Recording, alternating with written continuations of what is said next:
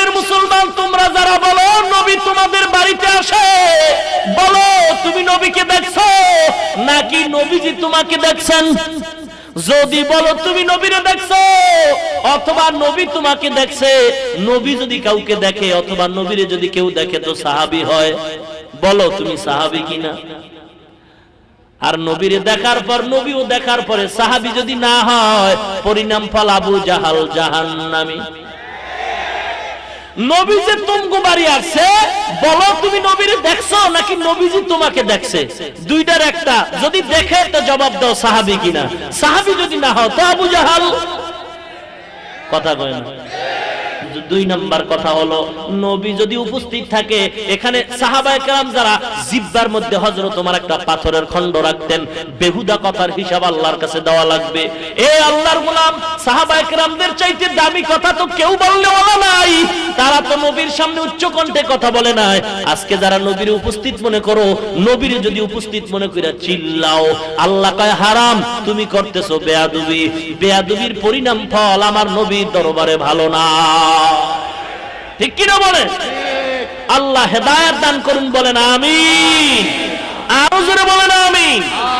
ভাইরা আমার কষ্ট হইতেছে ও নবীর উম্মত, এই জন্য মুরব্বির কাছে যাও, উলামায়ে কেরামদের কাছে যাও, দোয়া নাও, আলেমদের কাছে যাও, মিথ্যার প্রকাশনায় যাও না।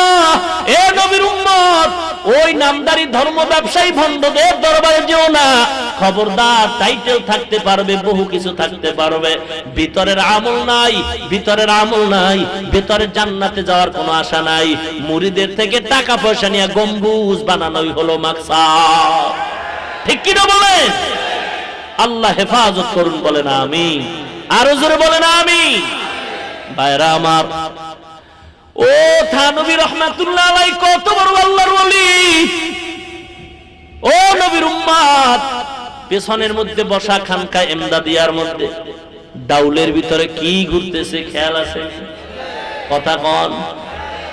বিলাই তাকায় দেখে একটা সাপ ঘুরতেছে, বাবুর্চিও নাই, দরজায় তালা।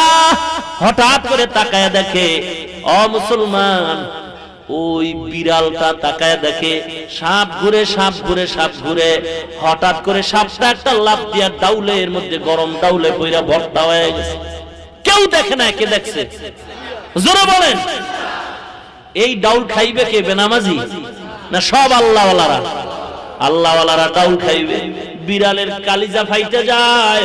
এই ডাউল যদি আল্লাহওয়ালাদের চোখের মধ্যে চলে যায়, 13 পাবে না।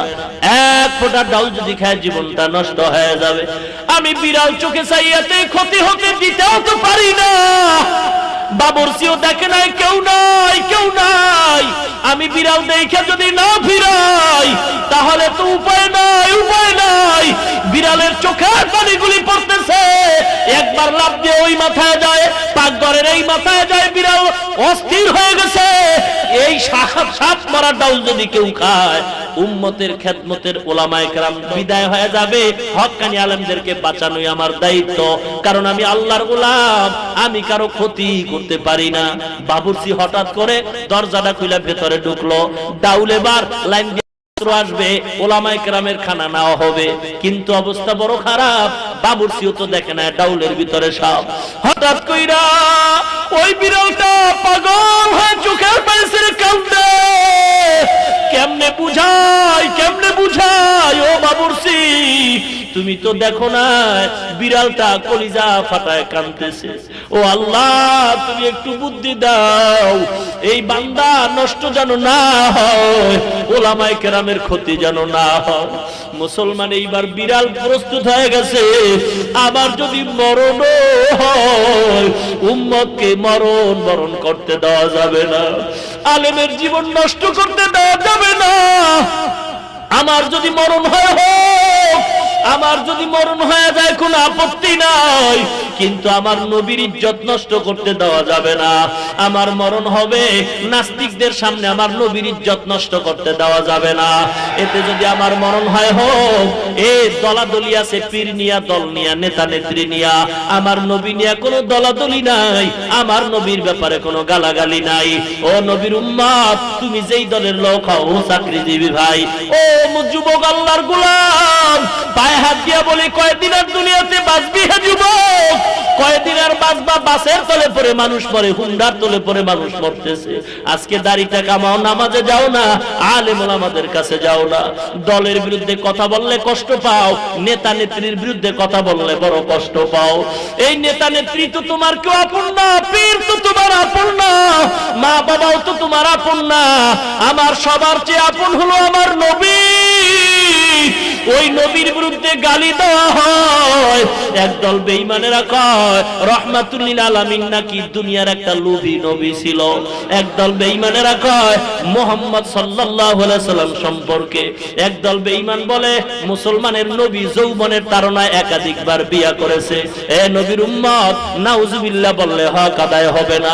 আল্লাহর কসম করে বলছি, মুহাম্মদ সাল্লাল্লাহু আলাইহি ওয়াসাল্লামের মুহাব্বতের হক যদি আদায় করতে হয়, গালি নাই, হিংসা নাই, দলাদলি নাই, সব দলমত নির্বিশেষে নবীর মুহাব্বতে একটু স্লোগান প্রতিবাদ জানাইতে হবে।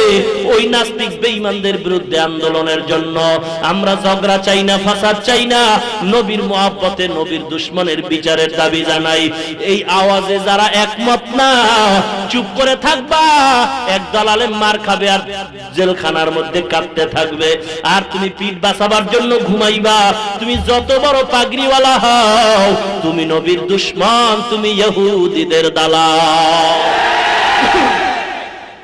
নবীরে গালি দিবে আর তুমি ঘুমাবা।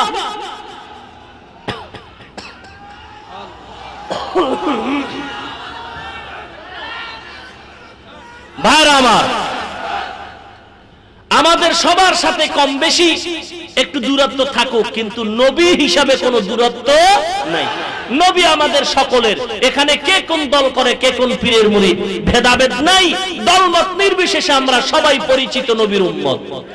ঠিক কিনা বলেন? নবী নিয়ে দল থাকবে দুইটা, একদল ইমানদার আর একদল বেঈমান। ঠিক কিনা বলেন? ও শিক্ষিত মুসলমান যুবক, পায়ে হাত দিয়া বলছি, আর নবীর সুন্নতকে জবাই করবা না, নামাজ বাদ দিবা না। আজকে থেকে ওয়াদা করতে হবে।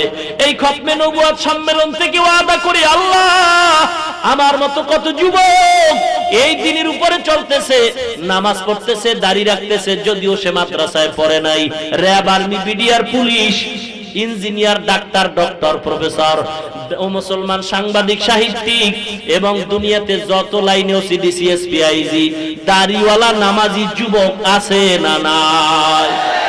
অনুরোধ করে বলছি, পায়ে হাত দিয়া বলছি, আপনিও কেন পারবেন না? আজকে ওয়াদা করেন, আল্লাহ জীবনে আর নামাজ ছাড়বো না, দাড়ির মধ্যে অস্ত্র লাগাইব না। মনটা যদি ভালো থাকে, খতমে নবুয়তের এই সম্মেলন থেকে ওয়াদাবদ্ধ হয়ে আল্লাহ নামাজ 5 ওয়াক্ত পড়বো, দাড়ির মধ্যে আর অস্ত্র লাগাবো না, দাড়ি কাটবো না, ছাড়বো না, কবিরা গুনাহ করবো না। নিয়ত যদি ভালো থাকে, আল্লাহর মুহাব্বতে হাত দুইটা উঠাইয়া ওয়াদা করে দেন। নারে তাকবীর! হাতগুলো সোজা করে দেন। আয় আল্লাহ সকলের হাতগুলি কবুল করে নাও। আয় আল্লাহ, এরা দাড়ি কাটবে না, ছাড়বে না, নামাজ বাদ দিবে না গো মাওলা, তুমি কবুল করে নাও। তবে আমি অনুরোধ করে বলছি, যারা দাড়ি রাখার নিয়তটা খাঁটি করতে পারেন নাই, যারা নামাজের নিয়তটা খাঁটি করতে পারেন নাই, ওই লজ্জায় পইরা হাত তোলার দরকার নাই। আমি বলবো তার হাত দুইটা নামায়া দেন, কারণ আল্লাহর দরবারে চালাকি, ধোঁকাবাজি চলে না। অন্তর যদি ভালো থাকে, নিয়ত যদি খাঁটি হয়, আমি বারবার বলছি, খাঁটি নিয়ত না থাকলে হাত দুইটা নামায়া দেন, না হয় মুসিবতে পড়বেন। নিয়ত খাঁটি না থাকলে হাত নামায়া দাও হে যুবক। আর যার নিয়ত খাঁটি, গলার মধ্যে যদি ছুরিও আসে, জীবন চলে যাবে, চাকরি চলে যাবে, কোনদিন আমি দাড়ির মধ্যে অস্ত্র লাগাবো না, নামাজ ছাড়বো না, এমন নিয়ত থাকলে হাত আরো সোজা করে দেন। ও আল্লাহ, আপনি কবুল করেন, মঞ্জুর করে নেন। আয় আল্লাহ, যারা লেখাপড়া করে, চাকরি করে, ব্যবসা করে, সফলতা দান করেন আল্লাহ, মুসিবত থেকে হেফাজত করেন আল্লাহ, ওয়াদা পূরণের তৌফিক দান করেন আল্লাহ, ঈমান ও আমল নিয়ে বাঁচায়া দেন আল্লাহ, ঈমান ও আমলের সাথে কবরে যাওয়ার তৌফিক দান করেন, বলেন আমিন। अमल से बनती है ये जन्नत भी जहन्नम, अमल से बनती है ये जन्नत भी जहन्नम, ये खाके फितरत में न नारी है न नूरी, ये खाके फितरत में न नारी है न नूरी। राग करले